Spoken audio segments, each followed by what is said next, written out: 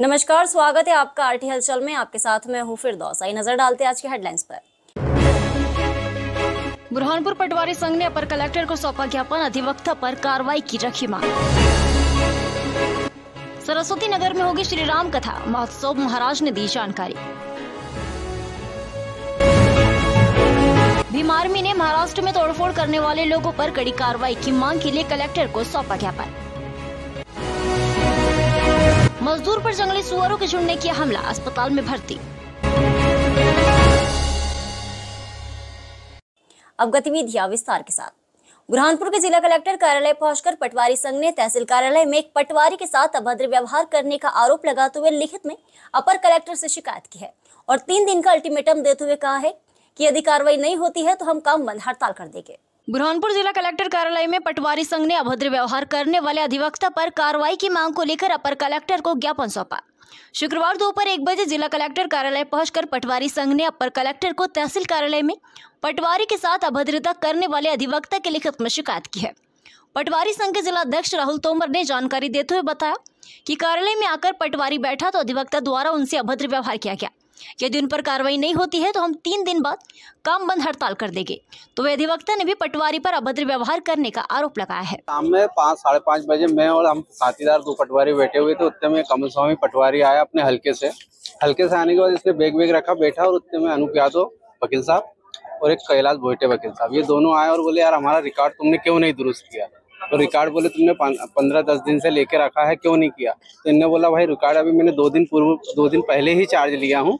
फिर उस पे से तू में होने लगी। ये बोले कल का लौंडा हमको सिखाएगा। बोले हाँ के बोले तेरा ट्रांसफर करवा देंगे, ऐसा करा देंगे, तेरी नौकरी खा जाऊंगा।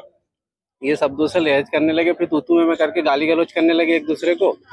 फिर गाली गलौज करने ये तहसीलदार साहब पास जाने लगा तो बोले इसको मारो। तो फिर बीच में जाके मैंने बीच बचाव किया, तब उनका दोनों को अलग अलग किया। तो फिर किसी ने किसी को मारा तो नहीं, लेकिन मारने के लिए तैयार हो गए थे अनूप यादव वकील साहब और अपने कैलाश भोइटे जी।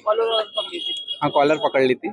कल बुरहानपुर नगर में जो पातोंडा हल्के में पदस्थ पटवारी श्री कमल स्वामी के साथ एक वकील अनूप यादव द्वारा अभद्र व्यवहार और मारपीट की घटना की गई। तो इस संबंध में हम लोगों ने आज ज्ञापन देके चिताया है कि इस प्रकार की घटना भविष्य में इनकी पुनरावृत्ति ना हो सके एवं आचरण कानूनी दायरे में हो।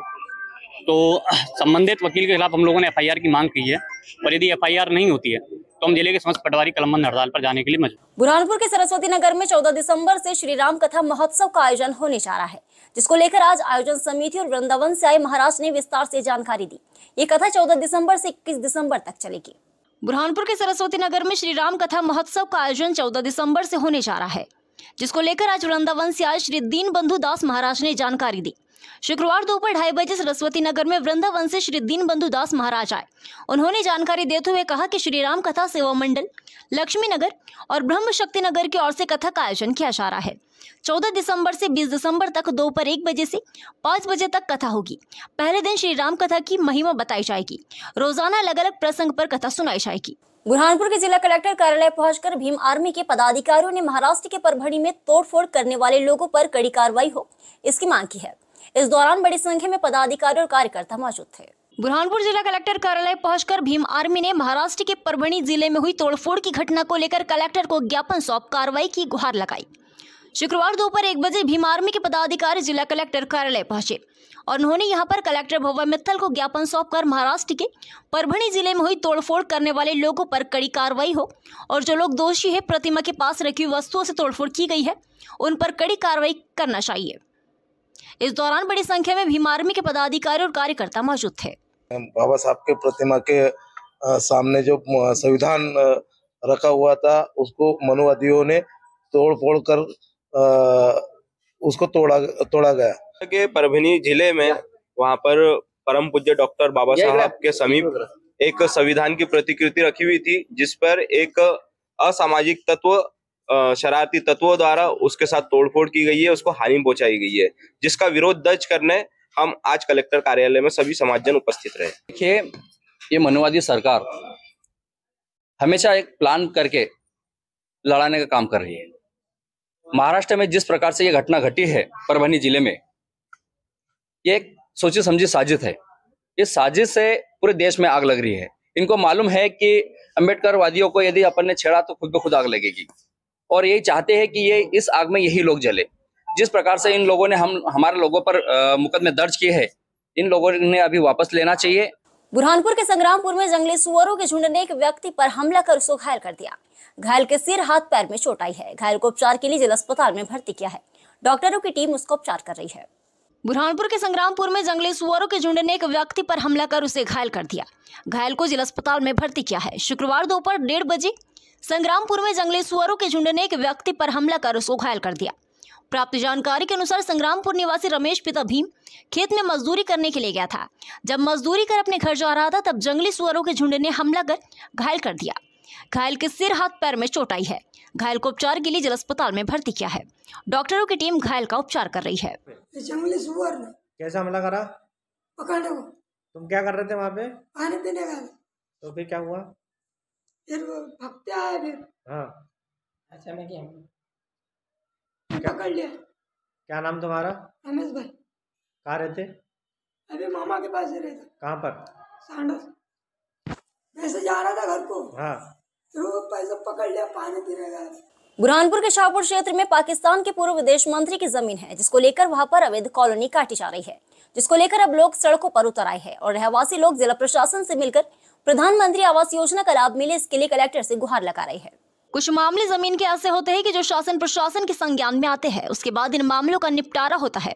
मध्य प्रदेश के बुरहानपुर जिले के शाहपुर के वार्ड नंबर 11 में भी पाकिस्तान के पूर्व स्वर्गीय विदेश मंत्री शरीफुद्दीन पीरजादा की जमीन है, जिस पर अब उनके परिवार के लोग कब्जा कर कॉलोनी काट रही है। लेकिन यहाँ पर 3 पीढ़ियों से रहने वाले 15 परिवारों को बेदखल किया जा रहा है, जिसको लेकर अब लोगों ने भी मोर्चा खोल दिया है और अब वो शासन प्रशासन से पट्टे मिले और प्रधानमंत्री आवास योजना का लाभ दिया जाए, इसकी गुहार लगा रही है। गांव के शांताबाई से बात की तो उन्होंने बताया कि हम 3 पीढ़ी से जमीन पर रह रही है, अब प्रधानमंत्री आवास योजना का लाभ मिले इसके लिए प्रशासन से गुहार लगा रही है।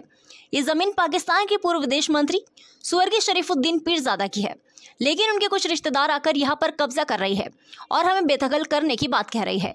हमने शासन प्रशासन से मांग की है कि उन्हें कॉलोनी काटने से रोका जाए और हमें पट्टे बनाकर दिए जाए और हमें प्रधानमंत्री आवास योजना का लाभ मिले।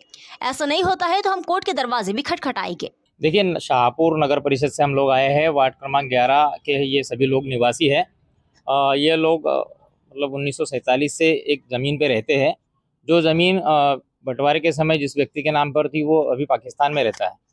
उस ज़मीन पे उनके वारिस जो परिवार वाले हैं उन्होंने अभी कब्जा किया है और इन लोगों को हटाने की बात कर रहा था। इसके लिए लेकर हम यहाँ कलेक्टर मैडम से मिलने आए थे। देखिए, पीरजादा परिवार जो था ये उनकी ज़मीन थी, जो उनमें से एक परिवार पाकिस्तान चला गया, उनकी ज़मीन थी। लेकिन उनके भाई का कहना है कि भाई हमारे परिवार की ज़मीन है, उसमें से एक 1.25 एकड़ ज़मीन है जिसके ऊपर ये लोग मतलब रहते हैं पहले से। इनकी कम से कम 3 से 4 पीढ़ियां वहाँ पे गुजर चुकी है। हमारे हो गए 3 पीढ़ी इधर, हमारा पूरा परिवार है। हम लोग वैदू नगर में रहते, वैदू नगर बोलते उनको।